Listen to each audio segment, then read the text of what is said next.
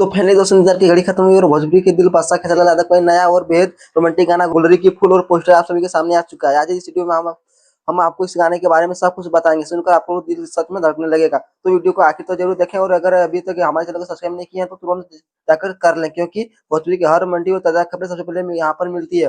दोस्तों गुलरी की फूल सिर्फ यह गाना नहीं बल्कि ये इमोशन है। इसे लिखा है टुन्नू यादव ने, जिनका शब्दों में हमेशा प्यार की खुशबू महसूस होती है। संगीत दिया है आर्या शर्मा, नई सी धुन में ऐसा मिठास है कि सुनते ही आप सभी को अपने यादों में खो जाएंगे। इस गाने को अपनी आवाज में सजाया है खेसारी लाल यादव और सृष्टि भारती ने, जिनकी जोड़ी हर रोमांटिक गाने के अमर बना देती है।